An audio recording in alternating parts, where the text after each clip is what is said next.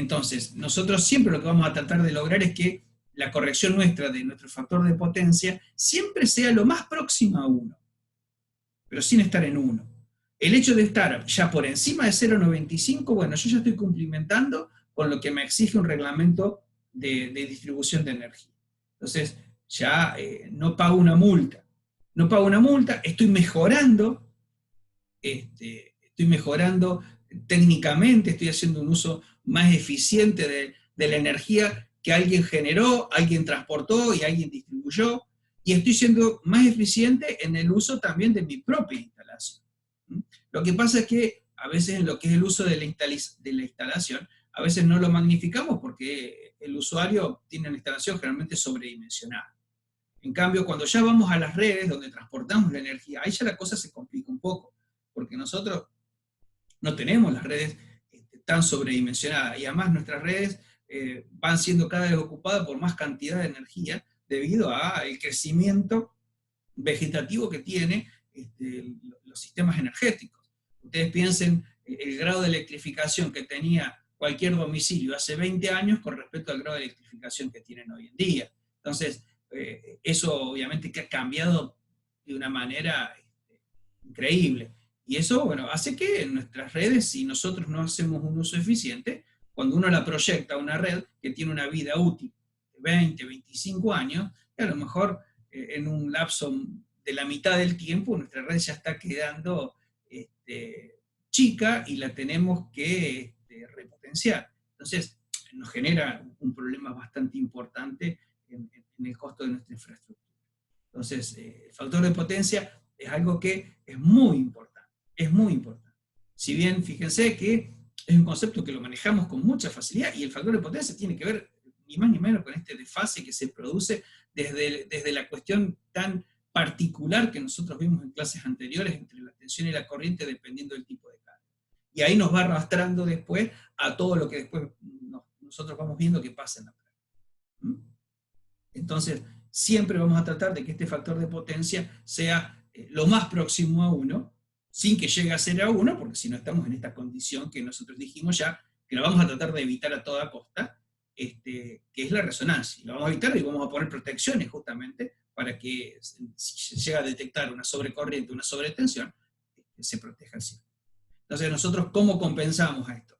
Bueno, la forma de compensarla es el hecho de que agreguemos cargas capacitivas para que esa compensación del factor de potencia sea efectiva.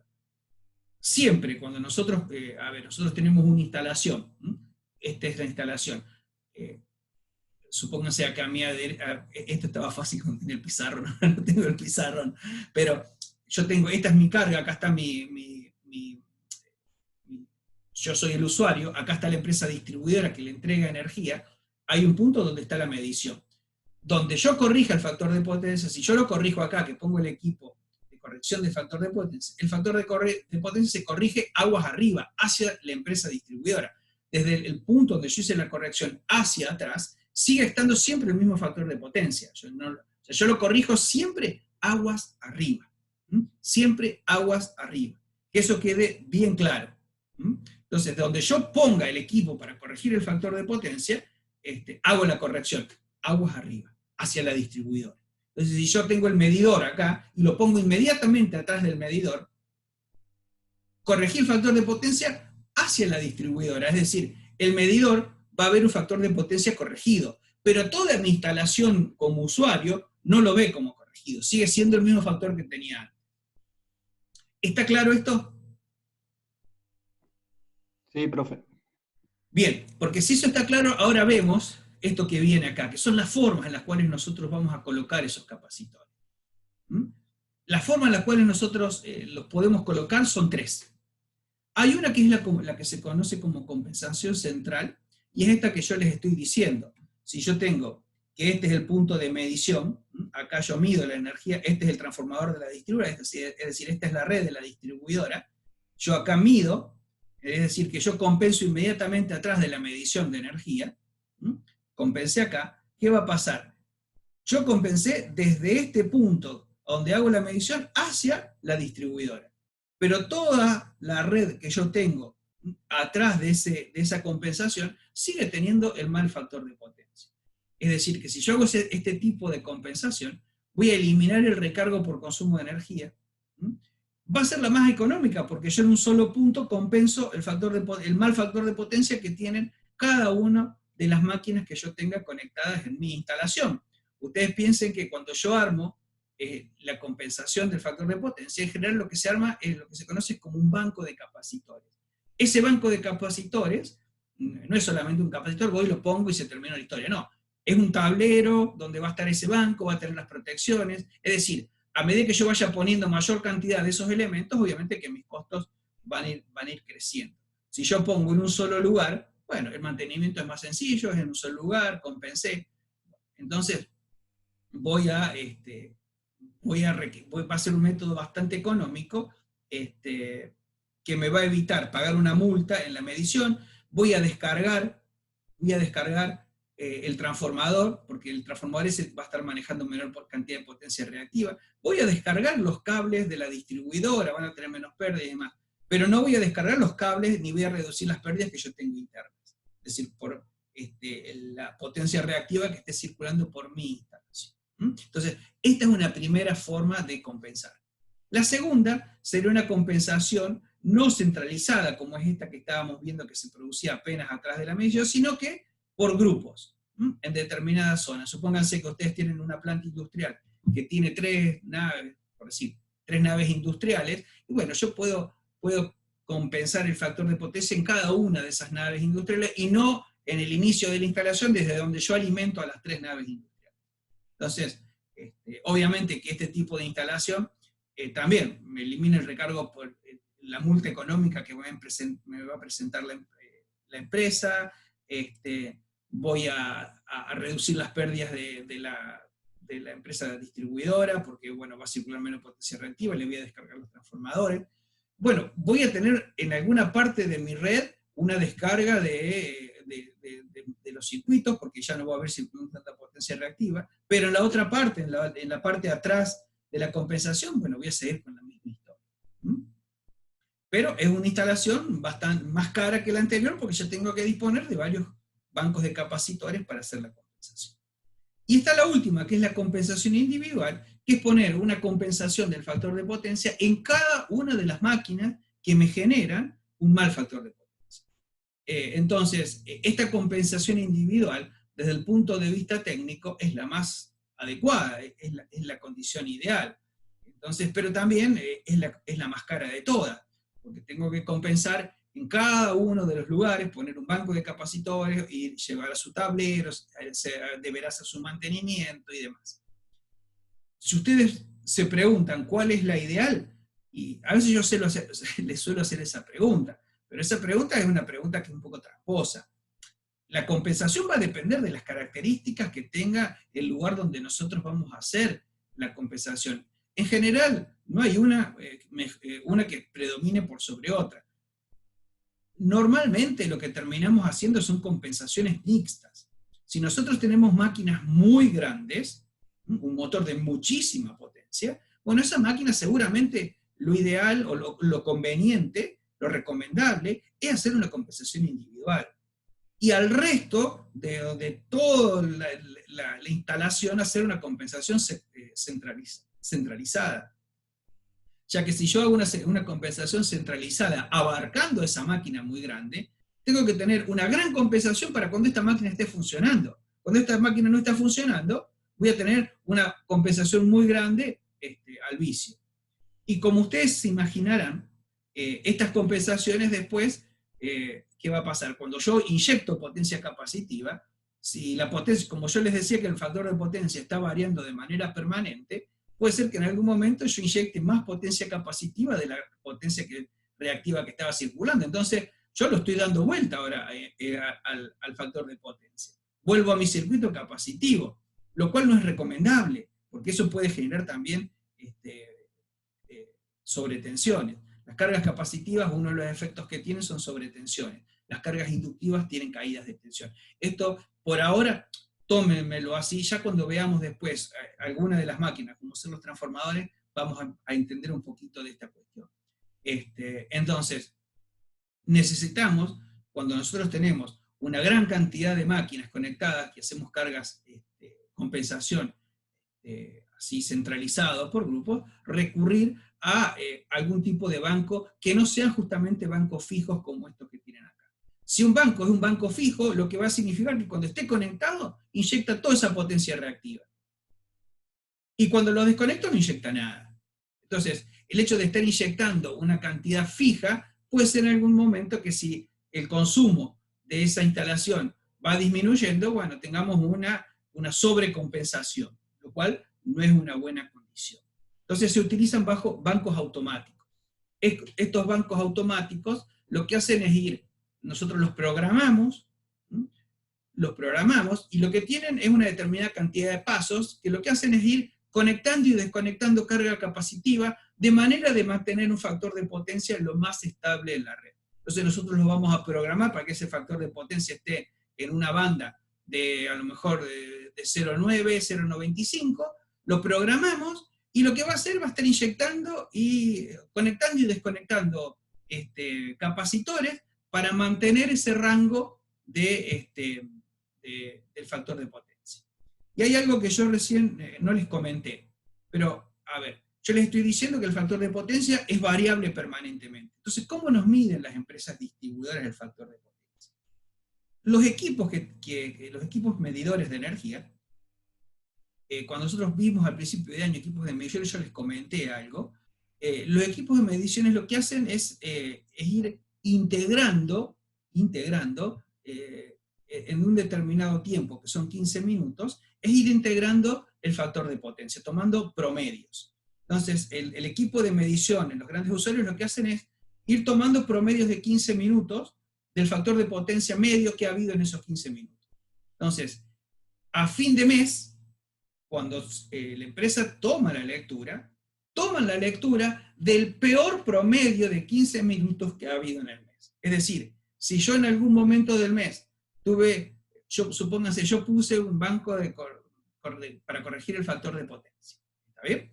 Y en algún momento del mes ese banco se apagó, se desconectó, porque cayó la térmica, porque lo que haya pasado, y estuvo, por ejemplo, un día sin corregir el factor de potencia, bueno, el medidor va a registrar ese factor de potencia del día, supónganse que a lo mejor fue de 0,5, y el resto del mes tuvieron 0,98, pero en la memoria del equipo de medición va a quedar el 0,5, entonces vamos a tener que pagar una multa por ese factor de potencia.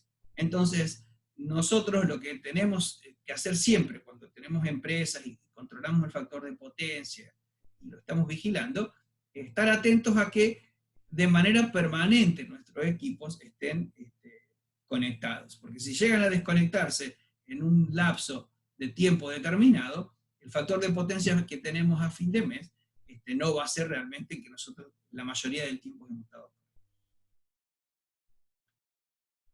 Y recuerden el tema de estas ecuaciones para hacer los cálculos en lo que es la corrección del factor de potencia, dependiendo del sistema monofásico, trifásico que estén utilizando. Y acá tienen un ejemplo muy sencillo de cómo se calcula la corrección del factor de potencia. En general se va de un factor de potencia inicial a un factor de potencia final.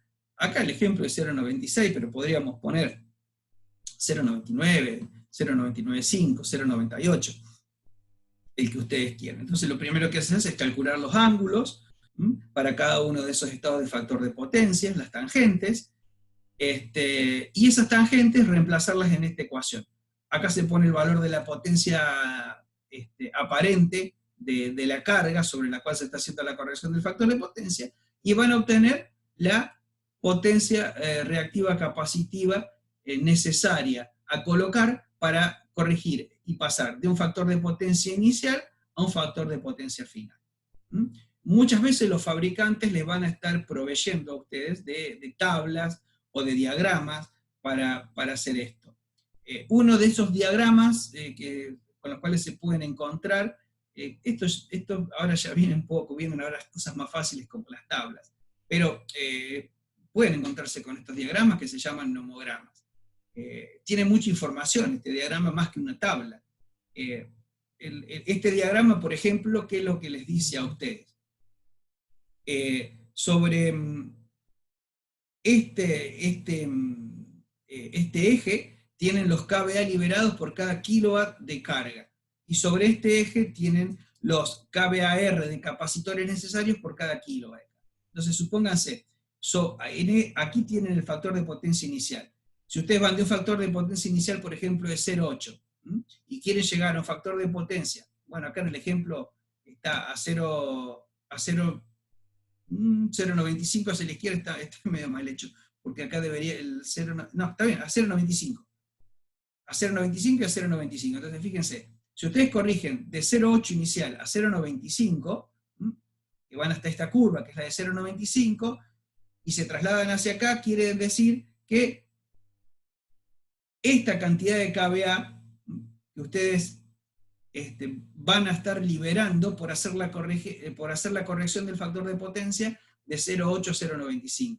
Y para lograr esa mejora, se vienen sobre esta otra curva, y acá les dice la cantidad de kVAR que tienen que colocar en su banco de capacitores para tener esa mejora.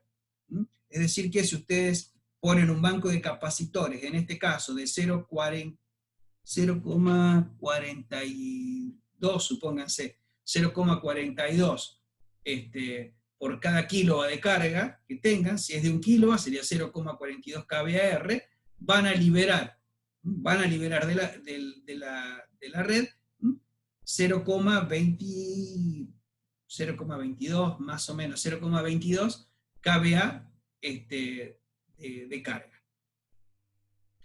Y si no, tienen curvas como ser estas, que son las más fáciles, en donde ustedes tienen un factor de potencia inicial, acá esto corríjanlo, esto es Φ2, esto es Φ2, entonces, con el factor de potencia inicial, supónganse, para ir de 0,6 a, qué sé yo, acá 0,85, bueno, vamos a elegir uno más, de 0,6 vamos a ir a 0,95. Entonces, de 0,6 para ir a 0,95, necesitamos 1,1 kVAR para colocar en nuestra instalación. Entonces, dependiendo de los fabricantes, que se van a encontrar con distintas tablas, distintos gráficos y demás, que les van a estar diciendo cuántos kVAR ustedes tienen que colocar en su instalación o en esa máquina por cada kilowatt de carga conectada. Y de esa manera tan sencilla, nosotros podemos determinar cuánto es la compensación que tenemos que poner en nuestra red para estar en un factor de carga que esté dentro de los valores que la empresa nos exige, y de esa manera tener un buen aprovechamiento de la energía que nos está suministrando la empresa y de la energía que nosotros estamos manejando dentro de nuestra propia instalación.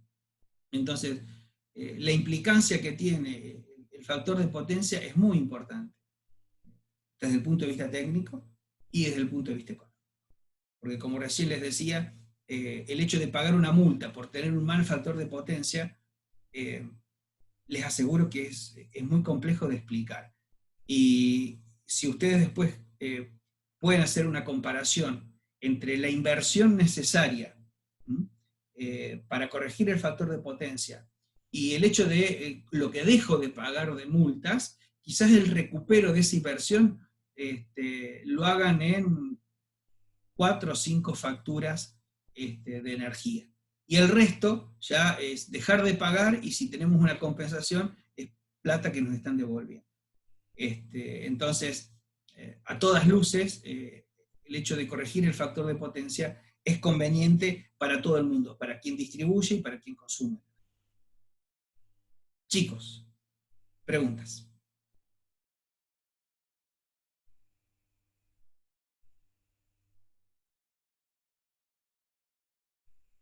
¿Ninguna? Se entendió todo, profe. Pero qué maravilla. O los cansé.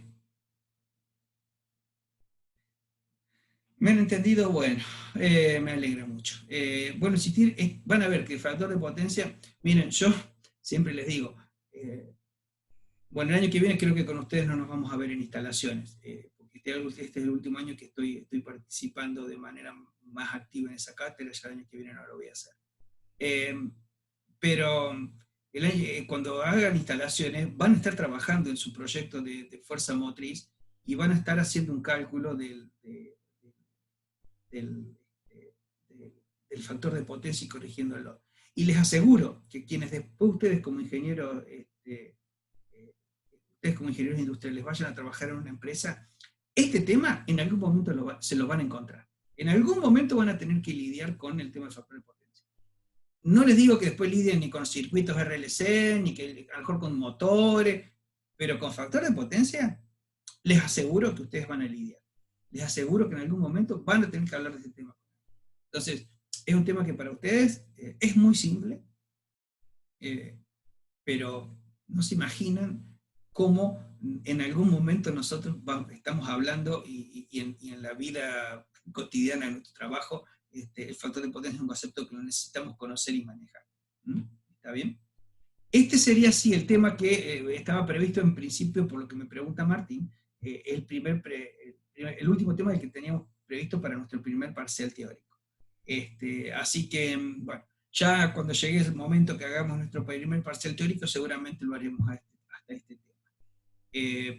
Así que, bueno, por ahora ténganme un poquito de paciencia, no estoy en condiciones de hacer un parcial teórico para todo el mundo. Así que vamos a esperar un poquito, que pueda capacitarme en el tema y lo pueda desarrollar. En el momento que lo pueda hacer, lo vamos a hacer. Así que les pido esa consideración. ¿Puede ser?